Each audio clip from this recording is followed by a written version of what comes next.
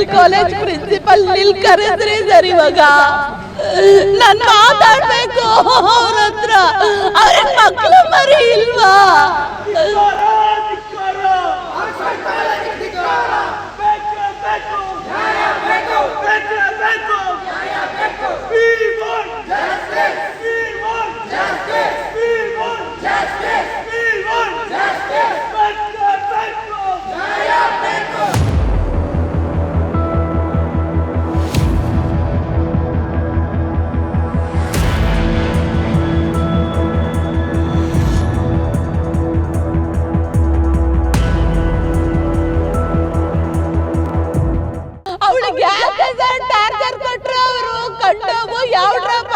ಏನು ಎತ್ತ ಅವ್ರಿಗೆ ಮಕ್ಕಳು ಬರೀ ಇಲ್ವಾ ಸರ್? ನನ್ನ ಮಗಳು ಬೇಕು, ನನಗೆ ನನ್ನ ಮಗಳು ಬೇಕು.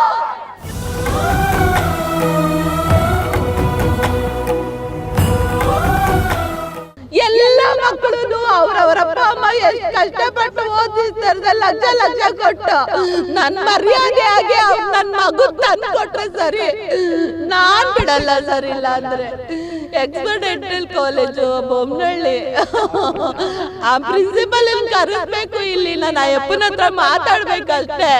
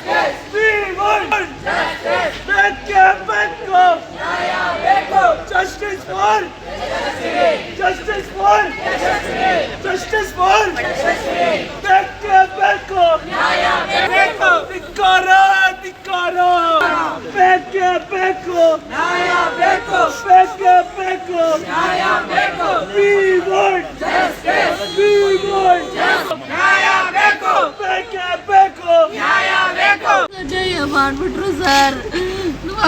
ಒಬ್ಳು ಸರ್ ಲಕ್ಷ ಲಕ್ಷ ಕೊಟ್ಟೋದಂತೆ ಸಾಲ ಮಾಡಿ ನಾನು ಕಾಮನ್ ಗೌರ್ಮೆಂಟ್ ಎಂಪ್ಲಾಯಿ. ನನ್ನ ಮಗಳನ್ನ ಕಿತ್ಕೊಬಿಟ್ರಲ್ಲ ಸರ್. 4 ಜನದ ಮುಂದೆ ಅವಮಾನ ಮಾಡಿದ್ರೆ ಸರ್ ರ್ಯಾಂಕ್ ಸ್ಟೂಡೆಂಟ್ಗಳಿಗೆ ಬೇಜಾರಾಗಲ್ವಾ? ಮೊನ್ನೆ ಸೆಮಿನಾರ್ ಇತ್ತಂತೆ, ಸೆಮಿನಾರಲ್ಲಿ ಇವಳಿಗೆ ಮಾತಾಡೋಕ್ಕೆ ಬಿಟ್ಟಿಲ್ವಂತೆ ಸರ್. ನನಗೆ ಅವಳು ಏನೂ ಹೇಳಲಿಲ್ಲ, ಬೇರೆಯವರಿಂದ ಗೊತ್ತಾಯಿತು. ಯಾಕೆ ಸರ್, ಎಲ್ಲರೂ ಅರ್ಹರೇ ಅಲ್ವಾ? ಎಲ್ಲರೂ ನೀಟ್ ಎಕ್ಸಾಮ್ ಬರೆದು ಹೈಯೆಸ್ಟ್ ಮಾರ್ಕ್ಸ್ ತಗೊಂಡು ಹೋಗಿರೋದು ತಾನೇ. ಯಾಕೆ ಅವಕಾಶ ಕೊಟ್ಟಿಲ್ಲ? ಅಟ್ಲೀಸ್ಟ್ ಪ್ರೀತಿಯಿಂದ ಒಂದು ಮಾತಾಡ್ಬೋದಾಗಿತ್ತಲ್ವಾ? ಇವಾಗಲ್ಲ ನಾನು ಆಮೇಲೆ ಕೊಡ್ತೀವಿ ಅಂತ ಈ ಥರನ ಸರ್ ಟಾರ್ಚರ್ ಕೊಡೋದು? ನನ್ನ ಮಗಳು ಯಾವತ್ತೂ ಸುಳ್ಳು ಹೇಳಲ್ಲ ಸರ್. ನನ್ನ ಮಗಳು ಯಾವತ್ತೂ ಸುಳ್ಳು ಹೇಳಲ್ಲ. ನನ್ನ ಮಗ ಬರಬೇಕು ಪ್ರಿನ್ಸಿಪಲಲ್ಲಿ, ಅವನಿಗಿದೆ ಕರ್ಸಿ ಸರ್ ಅವನ್ನ. ಕಣ್ಣಿನ ತೊಂದರೆ ಇದೆ ಅಂಥೇಳಿ ಕಾಲೇಜಿಗೆ ಹೋಗಿಲ್ಲ ಮಗು ಒಂದಿನ. ಸೊ ಕಾಲೇಜ್ ನೆಕ್ಸ್ಟ್ ಡೇ ಹೋದಾಗ ಯಾವ ಡ್ರಾಪ್ಸ್ ಹಾಕ್ಕೊಂಡೆ, ಎಷ್ಟು ಹಾಕ್ಸ್ಕೊಂಡೆ, ಏನು ಬಾಟ್ಲು ಸುರ್ಕೊಂಡ್ಯಾ, ಏನು ಡ್ರಾಪ್ಸ್ ಹಾಕ್ಕೊಂಡೆ, ಅದು ಏನು ಇದೆ ಅದರಲ್ಲಿ ಏನಿತ್ತು ಔಷಧಿ, ಅದು ಹೆಂಗೆ ಹಾಕ್ಕೊಂಡು ಯಾಕೆ ನೋವು ಬಂತು, ಈ ಥರ ಎಲ್ಲರಿದ್ರಿಗೂ ಮೆಡಿಕಲ್ ಓದ್ತಿರೋಂಥ ಮಕ್ಕಳಿಗೆ ಈ ಥರ ಟಾರ್ಚರ್ ಮಾಡಿದಾಗ ಹೇಳೋ ಚಿಕ್ಕ ಮಕ್ಕಳೇ ಕೇಳೋದಿಲ್ಲ. ಮಕ್ಕಳು ಅಷ್ಟು ಹರ್ಟ್ ಆಗುತ್ತೆ ಈಗಿನ ಮಾಗಲದಲ್ಲಿ. ಮೆಡಿಕಲ್ ಓದ್ತಿರೋ ಮಕ್ಕಳಿಗೆ ಹರ್ಟ್ ಮಾಡಿದ್ರೆ ಅವ್ರಿಗೆ ಎಲ್ಲರಿದ್ರಿಗೂ ಶೇಮ್ ಆದಾಗ ಹೆಂಗಿರ್ಲಿಕ್ಕಾಗುತ್ತೆ?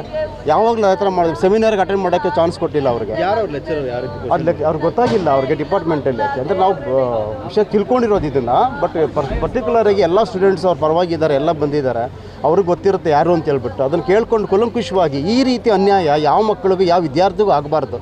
ಅಪ್ಪ ಮಕ್ಕಳು ಎಷ್ಟು ಕಷ್ಟಪಟ್ಟು ಓದಿಸಿರ್ತಾರೆ ಈಗಿನ ಕಾಲದಲ್ಲಿ, ಲಕ್ಷ ಲಕ್ಷ ಕೊಟ್ಬಿಟ್ಟು ಮಗನ ಓದಿಸಿದ್ದಾರೆ. ಒಬ್ಬಳೇ ಮಗಳು, ಅವ್ರಿಗೆ ಯಾರೂ ಆಧಾರ ಇಲ್ಲ, ಅವರೊಬ್ಬರ ತಾಯಿ ಒಬ್ಬರೇ ಆಧಾರ, ಮಗಳಿಗೆ ತಾಯಿಗೆ ಮಗಳು ಬೇರೆ ಇಲ್ಲ. ಸೊ ಇಷ್ಟೊಂದು ಕಷ್ಟಪಟ್ಟು ಓದ್ಕೊಂಡು ಈ ಥರ ಅನ್ಯಾಯ ಆದಾಗ ಇದಕ್ಕೆ ನ್ಯಾಯ ಹೆಂಗೆ ಸಿಗಿಸ್ತೀರಾ? ಯಾವ ಸಿಗಲೇಬೇಕು ನ್ಯಾಯ, ದಯವಿಟ್ಟು ನ್ಯಾಯ ಕೊಡಿಸಿ ಇದಕ್ಕೆ. ಈ ಥರ ಇಷ್ಟೊಂದು ಅನ್ಯಾಯ ಯಾರಿಗೂ ಆಗಬಾರ್ದು ಪ್ರಪಂಚದಲ್ಲಿ. ಸೆಮಿನಾರ್ ಯಾಕೆ ಅವ್ರಿಗೆ ಅಟೆಂಡ್ ಮಾಡೋಕ್ಕೆ ಬಿಟ್ಟಿಲ್ಲ? ಅದು ಇದೇ ಚಿಕ್ಕ ಚಿಕ್ಕ ವಿಷಯಗಳಿಗೇನೆ ತುಂಬ ಕಿರಿಕ್ ಮಾಡ್ತಾಯಿದ್ರು ಅಂತ. ಈ ಸಣ್ಣ ಸಣ್ಣ ವಿಷಯಕ್ಕೇನೆ ಈ ಥರ ಎಲ್ಲ ಮಾಡಬಾರ್ದು. ಆ ಥರ ಪ್ರಾಬ್ಲಮ್ ಇದ್ದಾಗ ಪೇರೆಂಟ್ಸಿಗೆ ನಂಬರ್ಸ್ ಇರುತ್ತೆ, ಅವ್ರಿಗೆ ಕಾಂಟ್ಯಾಕ್ಟ್ ಮಾಡಬೇಕು, ಪೇರೆಂಟ್ಸ್ನ ಕರೆಸಬೇಕು, ಡಿಸ್ಕಷನ್ ಮಾಡಬೇಕು, ಕನ್ವಿನ್ಸ್ ಮಾಡಬೇಕು. ಅದು ಬಿಟ್ಬಿಟ್ಟು ಏಕಾಏಕಿ ಎಲ್ಲರಿದ್ರಿಗೆ ಅವಮಾನ ಮಾಡಿದ್ರೆ ಈಗಿನ ಕಾಲದಲ್ಲಿ ಸರಿ ಇರುತ್ತಾ? ಮಕ್ಕಳು ಒಪ್ಕೊಳ್ತಾರೆ? ಅವ್ರಿಗೆ ತುಂಬ ಹರ್ಟ್ ಆಗಿದೆ, ಅನ್ಯಾಯ ಆಗಿದೆ. ಈಗ ಅವ್ರ ಜೀವ ಕಳ್ಕೊಂಡು ಮಗಳು, ಅವ್ರ ತಾಯಿಗೆ ಯಾರು ಹೊಣೆ? ನೋಡ್ಕೊಳ್ಳೋರು ಯಾರು? ಅದಕ್ಕೆ ಆ ಜೀವಕ್ಕೆ ಎಷ್ಟು ಬೆಲೆ ಇದೆ? ಏನು ಮಾಡಬೇಕು? ಅಂದರೆ ಈ ಸಾವಿಗೆ ಕಾಲೇಜು ಆಡಳಿತ ಮಂಡಳಿ ಕಾರಣ ಈಗ ಖಂಡಿತವಾಗ್ಲೂ ಅದನ್ನು ಹೇಳ್ತಾ ಇದ್ದಿಲ್ಲ. ಅವ್ರ ತಾಯಿನೇ ಹೇಳ್ತಿದ್ದಾರೆ ಅವ್ರ ಕಡೆಯಿಂದ ಇದನ್ನು ಆಗಿದೆ ಅಂತ ಹೇಳ್ಬಿಟ್ಟು. ಸಾಕ್ಷಿಗೆ ಎಲ್ಲ ಸ್ಟೂಡೆಂಟ್ಸ್ ಇದ್ದಾರೆ, ಎಲ್ಲರೂ ಬಂದಿದ್ದಾರೆ. ಹೌದು ನಾವು ಇದ್ದೀವಿ, ಬಟ್ ಡೈರೆಕ್ಟಾಗಿ ಹೇಳಲಿಕ್ಕೆ ಆಗ್ತಾಯಿಲ್ಲ, ನಮಗೂ ಭಯ ಇದೆ, ಕಾಲೇಜ್ ಸರಿ ಇಲ್ಲ, ಇಷ್ಟೊಂದು ಟಾರ್ಚರ್ ಕೊಡ್ತಾರೆ ಅಂತ ಹೇಳ್ಬಿಟ್ಟು ಅವ್ರು ಕೂಡ ಹೇಳ್ತಾ ಇದ್ದಾರೆ. ಇದು ತುಂಬ ಅನ್ಯಾಯವಾದ ವಿಷಯ ಇದು. ದಯವಿಟ್ಟು ಇದ್ರ ಬಗ್ಗೆ ಕುಲಂಕುಷವಾಗಿ ನ್ಯಾಯವಾಗಿ ಹೇಗಿರಬೇಕು ಅದನ್ನು ತಿಳಿಸ್ಕೊಡಿ. ಸರ್, ಈಗ ಕಂಪ್ಲೇಂಟ್ ಕೊಟ್ಟಿದ್ದೇನೆ ನಾನು. FIR ಫೈಲ್ ಮಾಡ್ತಾ ಇದ್ದಾರೆ. ನಾನು ಒಂದು 3 ದಿನದಿಂದ ಬರೋಕ್ಕಾಗಲಿಲ್ಲ, ಯಾಕೆಂದರೆ ಕಾರ್ಯ ಇತ್ತು. ಹಾಗಾಗಿ ಇವತ್ತು ಕಂಪ್ಲೇಂಟ್ ಫೈಲ್ ಮಾಡೋಣ ಅಂತ ಬಂದಿದ್ದೇನೆ. ಒಂದು ಏನು ಅಂತಂದರೆ ನನಗೆ ಕೆಲವೊಂದು ಕೆಲವೊಂದು ಇಲ್ಲಿ ಕರೆಕ್ಷನ್ಸ್ ಆಗಬೇಕು ನನ್ನ ಮಗಳ ವಿಷಯದಲ್ಲಿ. ಏನಪ್ಪ ಅಂದರೆ, ಏಕೆಂದರೆ ನೆನ್ನೆ 3 ದಿನದಿಂದ ಏನು ನಡೀತಾ ಇದೆ ನಾನು ಅಬ್ಸರ್ವ್ ಮಾಡಿದೆ. ಇನ್ನೂ ಕೆಲವೊಂದು ವಿಷಯಗಳನ್ನು ಅದರಲ್ಲೇ ಆ್ಯಡ್ ಮಾಡಬೇಕಾಗಿದೆ. ಏಕೆಂದರೆ ನನ್ನ ಮಗಳು ಯಶಸ್ವಿನಿ ಅಂತ ಹೇಳಿ ಆಕ್ಸ್ಫರ್ಡ್ ಡೆಂಟಲ್ ಕಾಲೇಜು ಬೊಮ್ಮನಹಳ್ಳಿಯಲ್ಲಿ 3ನೇ ವರ್ಷದಲ್ಲಿ OM ಅವರ ವಿಭಾಗದಲ್ಲಿ ಇವಾಗ ವ್ಯಾಸಂಗ ಮಾಡ್ತಾಯಿದ್ಲು. ಅಲ್ಲಿ ಯಾವಾಗಲೂ ಸರ್ ಆ ಡಿಪಾರ್ಟ್ಮೆಂಟಲ್ಲಿ ಯಾರ್ಯಾರು ಪ್ರಾಧ್ಯಾಪಕರು ಇದ್ದಾರೆ 6 ಜನ ಇದ್ದಾರೆ. ಅವ್ರ ಹೆಸರು ನಾನು ಇಲ್ಲಿ ಹೇಳೋಕ್ಕೆ ಇಷ್ಟಪಡ್ತೇನೆ. ಅವ್ರ ಹೆಸರು ಬಂದು ಫಸ್ಟು ಶಬಾನಾ ಮ್ಯಾಮ್ ಅಂತೇಳಿ, doctor Shabana, doctor Anmol, then Faika, Alba, Sindhu, Sushmini. Then ಇವ್ರ ಜೊತೆಗೆ ಆ ಒಂದು ಕಾಲೇಜಿನ ಪ್ರಿನ್ಸಿಪಲ್ಲು. ನಾನು ಇಲ್ಲಿ ಹೇಳೋದೇನೆಂದರೆ, ನನ್ನ ಮಗಳು ಈಗ ಡೆತ್ತಾಗಿ 4 ದಿನ ಆಗಿದೆ ಅಲ್ವಾ. ಅಟ್ಲೀಸ್ಟು ಯಾರಿಗಾದರೂ ಕಟ್ಟಸಿ ಅನ್ನೋದೊಂದು ಇರುತ್ತೆ ಸರ್, ಕರುಣೆ ಅನ್ನೋದೊಂದಿರುತ್ತೆ. ಅಟ್ಲೀಸ್ಟ್ ಆ ಡಿಪಾರ್ಟ್ಮೆಂಟ್ ಕಡೆಯವರು, ಏನು ಆ ಸಂಸ್ಥೆಯವರು, ಒಂದು ಪ್ರಿನ್ಸಿಪಾಲ್ ಆಗ್ಬೋದು, ಒಬ್ಬರು ಪ್ರಾಧ್ಯಾಪಕರಾಗ್ಬೋದು, ಒಬ್ಬರು ಚೇರ್ಮನ್ ಆಗ್ಬೋದು, ಯಾರಾದರೂ ಅಟ್ಲೀಸ್ಟ್ ಒಂದು ಫೋನ್ ಮಾಡಿ ಮಾತಾಡ್ಬೋದಿತ್ತಲ್ವಾ?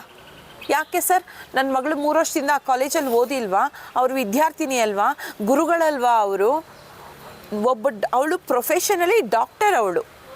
ಅವಳಿಗೆ ಒಂದು ಸೂಯಿಸೈಡ್ ಮಾಡ್ಕೊಳ್ಳೋ ರೇಂಜಿಗೆ ಅವಳಿಗೆ ಮಾನಸಿಕವಾಗಿ ಅವ್ಯಾಚ ಶಬ್ದಗಳಿಂದ ನಿಂದಿಸಿ, ನೀನು ಕಪ್ಪು ಮುಖದವಳು, ನೀನು ಈ ಮೂತಿಗೆ ನೀನು ಡಾಕ್ಟರ್ ಓದೋಕ್ಕೆ ಇಲ್ಲಿಗೆ ಬರಬೇಕಾಗಿತ್ತ, ನಿಂಗೆ ಬೇರೆ ಯಾವುದು ಸಿಗಲಿಲ್ವಾ ಅಂತ ಹೇಳಿ 4 ಜನದ ಮುಂದೆ, ಎಲ್ಲ ವಿದ್ಯಾರ್ಥಿಗಳ ಮುಂದೆ ಆ ಮಗುಗೆ ಹರಾಜ್ ಮಾಡಿದ್ದಾರೆ ಅವರು. ಇಷ್ಟು ಜನ ಸರ್ ಹರಾಸ್ಮೆಂಟ್ ಮಾಡಿದ್ದಾರೆ. ನೀನು ಏನು ಸರ್, ಈ ಮಕ್ಕಳಿಗೆ ರಾತ್ರಿ ಎಲ್ಲ ಓದ್ತಿರ್ತಾರೆ ಸರ್, ಆ ಒಂದು ಕೋರ್ಸೇ ಹಾಗೆ. ನೈಟೆಲ್ಲ ಓದಿದಾಗ ಮಕ್ಕಳಿಗೆ ತುಂಬ ಸ್ಟ್ರೈನ್ ಆಗುತ್ತೆ. ನನಗೆ ಹೇಳಿಬಿಟ್ಟೆ ರಜೆ ಹಾಕ್ಕೊಂಡಿದ್ಲು. ಏನು ಹೋದ ಮಂಗಳವಾರ ರಜೆ ಹಾಕ್ಕೊಂಡಿದ್ಲು. ನೆಕ್ಸ್ಟ್ ಡೇ ಹೋದಾಗ ಲೆಕ್ಚರರ್ಸ್ ಕೇಳ್ತಾರಂತೆ, ಏನಕ್ಕೆ ಕಾಲೇಜ್ಗೆ ನೀನು ಬಂದಿಲ್ಲ ಅಂತ ಕೇಳಿದ್ರು. ನನ್ನ ಮಗಳಿದ್ಕೊಂಡು ನನಗೆ ತುಂಬ ಕಣ್ಣು ನೋವ್ತಾ ಇತ್ತು, ಹಾಗಾಗಿ ಬಂದಿಲ್ಲ ಅಂದರೆ, ಹೌದಾ, ನೀ ಯಾವ ಡ್ರಾಪ್ಸ್ ಹಾಕ್ಕೊಂಡೆ, ಎಷ್ಟು ಹಾಕ್ಕೊಂಡೆ, ಏನು ಬಾಟ್ಲ್ ಸುರ್ಕೊಂಡ್ಬಿಟ್ಯಾ? ಹೀಗೆಲ್ಲ ಬರೆಯೋದು. ಆಮೇಲೆ ಏನಾದರೂ ಅವರು ಮನೇಲಿ ವರ್ಕ್ ಕೊಡ್ತಾಯಿದ್ರು, 5 ಟೈಮ್ಸ್ ಬರ್ಕೋಬಾ, ಸರಿ ಬರ್ಕೊಂಡೋಗಿ ತೋರಿಸಿದ್ರೆ ಇದು ಸರಿ ಇಲ್ಲ, ಇನ್ನೊಂದು ಸಲ ಬರ್ಕೋಬಾ. ಮತ್ತು ಸೆಮಿನಾರಲ್ಲಿ ನನ್ನ ಮಗಳಿಗೆ ಅವಕಾಶ ಕೊಟ್ಟಿಲ್ಲ. ಈಗ ಆ ಮೆಡಿಕಲ್ ಕೋರ್ಸಿಗೆ ಹೋಗೋರು ನೀಟಲ್ಲಿ ರ್ಯಾಂಕ್ ಬಂದಿರ್ತಕ್ಕಂಥವ್ರು ಅಲ್ವಾ ಸರ್, ಅವರಿಗೆ ಅವರು ಡಿಗ್ರಿ ಪ್ರೊಫೆಷನಲಿ ಡಾಕ್ಟರ್ಸ್ಗಳಿಗೇನೆ ಇವರು ಈ ಥರ 4 ಜನದ ಮುಂದೆ ಮಾತಾಡಿದಾಗ ಮಾನಸಿಕವಾಗಿ ಖಂಡಿತ ಹಿಂಸೆ ಆಗೋದಿಲ್ವ ಸರ್? ಆಗುತ್ತಾ ಇಲ್ವಾ ಸರ್? ಸರಿ ಹೋಗಲಿ ಬಿಡಿ, ಇದೆಲ್ಲ ಆಯಿತಾ? ಎಷ್ಟೋ ಮಕ್ಕಳು ನನಗೆ ಕರೆ ಮಾಡಿ ಅಮ್ಮ ನೀವು ಚೆನ್ನಾಗಿದ್ದೀರಾ, ನೀವು ಚೆನ್ನಾಗಿರಿ, ಧೈರ್ಯ ತಂದ್ಕೊಳ್ಳಿ ಅಂತ ನನಗೆ ಅಷ್ಟು ಆತ್ಮವಿಶ್ವಾಸ ತುಂಬಿದ್ದಾರೆ. ಇವರು ಡಿಪಾರ್ಟ್ಮೆಂಟ್ ಕಡೆಯಿಂದ ಒಬ್ಬರಾದರೂ ನನಗೆ ಕಾಲ್ ಮಾಡಿಲ್ಲ ಸರ್. ನನಗೆ ಇದು ಬೇಸರದ ಸಂಗತಿ. ಇದು ಈಗ ನಾನು ಹೇಳ್ತಕ್ಕಂಥ ವಿಷಯ ಏನು ಅಂದರೆ, ಈಗ ನನ್ನ ಮಗಳಿಗೆ ಯಾರು ಮಾನಸಿಕವಾಗಿ ಹಿಂಸೆ ಕೊಟ್ಟಿದ್ದಾರೆ, ಅವ್ಯಾಚ ಶಬ್ದಗಳಿಂದ ನಿಂದಿಸಿದ್ದಾರೆ, ಇವರು ಸಸ್ಪೆಂಡ್ ಆಗಬೇಕು ನನಗೆ. ಆಮೇಲೆ ನನಗೆ ಇವರು ಸಸ್ಪೆಂಡ್ ಆಗೋದ್ರಲ್ಲಿ ಅಲ್ಲಿ ಪ್ರಿನ್ಸಿಪಲ್ ಬಂದುಬಿಟ್ಟು ಪ್ರಿಯಾ ಸುಬ್ರಹ್ಮಣಿ ಅಂತ ಹೇಳಿ, ಅವರು ಫಸ್ಟ್ ಚೇಂಜ್ ಆಗಬೇಕು. ನನಗೆ ನನ್ನ ಬೇಡಿಕೆಗಳನ್ನು ನಾನು ಹೇಳ್ತಾ ಇದ್ದೇನೆ, ಅವ್ರು ಚೇಂಜ್ ಆಗಬೇಕು. ನನಗೆ ಕೆಲವು ಮಕ್ಕಳುಗಳನ್ನ ನಾನು ವಿಚಾರಿಸಿದೆ, ನನ್ನ ಮಗಳು ಹೇಳೋದು ಸರಿನಾ ತಪ್ಪಾ ಅಂತ ಹೇಳಿ ಮಕ್ಕಳಿಗೆ ವಿಚಾರಿಸಿದಾಗ ಪ್ರತಿಯೊಂದು ಮಗುನೂ ಸಹ ಅವರಿಗೆ ಆಗಿರ್ತಕ್ಕಂಥ ಮಾನಸಿಕ ಹಿಂಸೆ ಈಗಲೂ ಕೊಡ್ತಿದ್ದಾರಂತೆ ಸರ್. ನಡೀತಾ ಇದೆ, ಅದು ಇನ್ನೂ ಪ್ರೊಸೀಜರಲ್ಲೇ ಇದೆ. ಅದನ್ನು ನನ್ನ ಹತ್ರ ಶೇರ್ ಮಾಡಿದ್ದಾರೆ. ಆ ಮಕ್ಕಳಿಗೆ ನ್ಯಾಯ ಬೇಕು ಸರ್. ಇವರು ಒಂದು ಅಲ್ಲಿ ಕಮಿಟಿ ಮಾಡಬೇಕು, ದೂರು ದಾಖಲೆ ಮಾಡಿಕೊಂಡು ಸ್ಪಾಟಲ್ಲೇ ಅಪ್ಪ ಅಮ್ಮನ್ನ ಕರೆಸಿ ಇವರು ಅಲ್ಲಿ ಅವರಿಗೆ ನ್ಯಾಯ ಒದಗಿಸೋ ಕೆಲಸ ಮಾಡಬೇಕು. ಜೊತೆಗೆ ಈಗ ನಾನು 3 ವರ್ಷದಿಂದ ನಾನು ಏನು ಹಣ ಪೇ ಮಾಡಿದ್ದೇನೆ, 1 ವರ್ಷಕ್ಕೆ 4,57,700 ರೂಪಾಯಿ ಪ್ರತಿ ವರ್ಷ ನಾನು ಕಟ್ಟಿದ್ದೇನೆ. ಆಕ್ಸ್ಫರ್ಡ್ ಡೆಂಟಲ್ ಕಾಲೇಜ್ ಬೊಮ್ಮನಹಳ್ಳಿ ಇವರ ಖಾತೆಗೆ RTGS ಥ್ರೂ ನಾನು ಅಕೌಂಟ್ಗೆ ಪೇ ಮಾಡಿದ್ದೇನೆ. ಅದು ನನಗೆ ಸ್ಪಾಟಲ್ಲೇ ರಿಟರ್ನ್ ಮಾಡಬೇಕು ಸರ್. ಇವರು ನನಗೆ ಕೊಡಲೇಬೇಕು. ದೆನ್ ನಾನು ಆಫ್ಟರು ನಾನು ಅದನ್ನು ದೇವಸ್ಥಾನಕ್ಕೆ ಕೊಡ್ತೀನೋ, ಟ್ರಸ್ಟ್ಗೆ ಕೊಡ್ತೀನೋ, ಇನ್ನೊಂದಕ್ಕೆ ಕೊಡ್ತೀನೋ, ನನಗೆ ಏಕೆ ಗೊತ್ತಾ ಸರ್, ನನಗೆ ಕಠೋರವಾಗಿರ್ತಕ್ಕಂಥ ನಿರ್ಧಾರ ತಗೊಳ್ಳೋ ಉದ್ದೇಶ ಏನಂದರೆ, ಇವರು ಒಬ್ಬರು ಶಿಕ್ಷಕರಾಗಿ ಪ್ರಾಧ್ಯಾಪಕ ವೃತ್ತಿಯಲ್ಲಿ ಇದ್ದುಕೊಂಡು ಒಂದು ವಿದ್ಯಾರ್ಥಿ ಹಿಂಗೆ ಸೂಯಿಸೈಡ್ ಮಾಡ್ಕೊಂಡಿದ್ದಾಳೆ ಅಂತ ಗೊತ್ತಿದ್ರೂ ಇವರು ನನಗೆ ಕರುಣೆ ತೋರಿಲ್ಲ ನನ್ನ ಮಗಳ ವಿಷಯದಲ್ಲಿ. ಹೌದು, ಹಾಗಾಗಿ ಅವ್ರ ಮೇಲೂ ನಾನು ಯಾವ ಕಾರಣಕ್ಕೂ ನಾನು ಕರುಣೆ ತೋರೋದು ಇಲ್ಲ, ಏನಿಲ್ಲ. ಇವರು ಸಸ್ಪೆಂಡ್ ಆಗಲೇಬೇಕು ಸರ್. ನನ್ನ ಹಣ ನನಗೆ ರಿಟರ್ನ್ ಮಾಡಲೇಬೇಕು. ಆಮೇಲೆ ನನ್ನ ಮಗಳ ಹೆಸರಲ್ಲಿ ಸರ್ ನಾನು ಯಾವುದಾದ್ರೂ ಒಂದು ಅನಾಥಾಶ್ರಮಕ್ಕೆ ಅದನ್ನು ಕೊಡೋಣ ಅಂತ ನಾನು ಅಂದ್ಕೊಂಡಿದ್ದೀನಿ. ಈಗ ನಾನು ಅವರಿಗೆ ಹೇಳ್ಬೋದು, ನೀವೇ ಅದನ್ನು ಅನಾಥಾಶ್ರಮಕ್ಕೆ ನನ್ನ ಮಗಳ ಹೆಸರಲ್ಲಿ ಕೊಡಿ ಅಂತ. ಆದರೆ ಅವ್ರು ಕೊಡ್ತಾರೆ ಅನ್ನೋ ನಂಬಿಕೆ ನನಗೆ ಆ ಕಾಲೇಜ್ ಬೆಲೆ ಹೋಗ್ಬಿಟ್ಟಿದೆ ಸರ್. ಸರ್, ಒಂದು ಸ್ಟಡಿ ಸರ್ಟಿಫಿಕೇಟ್ ಬೇಕು ಅಂದರೆ ಕನಿಷ್ಠ ಎಷ್ಟು ದಿನ ಬೇಕು ಸರ್? ದಿನ ಬೇಕಾ ಸರ್ ಒಂದು ಸ್ಟಡಿ ಸರ್ಟಿಫಿಕೇಟ್ ಕೇಳಿದ್ರೆ ಕೊಡೋದಕ್ಕೆ? ನಮ್ಮ ಸರ್ಕಾರಿ ಜಾಬಲ್ಲಿರ್ತಕ್ಕಂಥವರಿಗೆ TBF ಸ್ಕಾಲರ್ಶಿಪ್ ಅಂತ ಬರುತ್ತೆ, ಹೈಯರ್ ಎಜುಕೇಷನ್ ಮಾಡೋರಿಗೆ 5,000 ರೂಪಾಯಿ ಕೊಡ್ತಾರೆ. ಅದು ಒಂದು ಸ್ಟಡಿ ಸರ್ಟಿಫಿಕೇಟ್ ಕೇಳಕ್ಕೆ ಹೋಗಿದ್ದಕ್ಕೆ 1 ವಾರಗಟ್ಟಲೆ ಮಾಡಿದ್ದಾರೆ ಸರ್.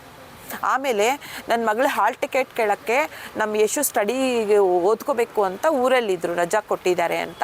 ಆ ಹಾಲ್ ಟಿಕೆಟ್ ತೊಗೊಳಕ್ಕೆ ಹೋಗಿದ್ದಕ್ಕೆ ಇಲ್ಲ ಅವರೇ ಬರಬೇಕು, ನೀವು ಬರೋಂಗಿಲ್ಲ, ಏಕೆ ಫೀಸ್ ಕಟ್ಟಕ್ಕೆ ಅಪ್ಪ ಅಮ್ಮ ಬೇಕು, ಹಾಲ್ ಟಿಕೆಟ್ ತೊಗೊಳಕ್ಕೆ ಮಕ್ಕಳು ಬೇಕಾ ಸರ್? ಈಗ ಒಬ್ಬ ತಂದೆ ತಾಯಿ ನಾನು ಸ್ಕೂಲಿಗೆ ರಜಾ ಹಾಕ್ಕೊಂಡು ಹಾಫ್ ಡೇ ಹೋಗಿದ್ದೇನೆ, ನಾನು ಅಲ್ಲಿಗೆ ಏನು ಹಾಲ್ ಟಿಕೆಟ್ ತೊಗೊಳೋದಕ್ಕೆ ಕೊಡ್ಬೋದು ತಾನೇ ಸರ್? ಈ ನನ್ನ ಹತ್ರ ನನ್ನ ನಂಬರ್ ಇಲ್ವಾ ಸರ್ ಅವ್ರ ಹತ್ರ? ಸ್ಪಂದಿಸ್ಬೇಕಲ್ವ ಸರ್ ನಾನು ಹೇಳೋದು. 3 ವರ್ಷ ಕಟ್ಟಿದ್ದೀನಿ ಸರ್.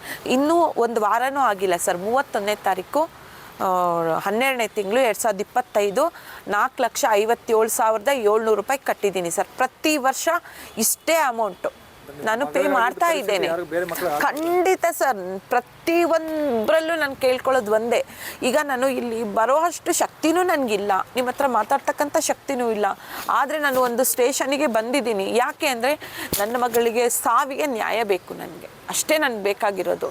ನಾನು ಇವಾಗ ಏನು ಡಿಮ್ಯಾಂಡ್ಸ್ ಇಟ್ಟಿದ್ದೀನಿ ಅದು ಆಗಲೇಬೇಕು ಸರ್. ನನಗಾಗಿದ್ದ ಪರಿಸ್ಥಿತಿ ಯಾವ ತಾಯಿಗೂ ಆಗಬಾರ್ದು, ಯಾವ ತಂದೆಗೂ ಆಗಬಾರ್ದು. ಯಾಕೆಂದರೆ ವೃತ್ತಿಯಲ್ಲಿ ನಾನು ಸರ್ಕಾರಿ ಶಾಲೆ ಶಿಕ್ಷಕಿ ಸರ್.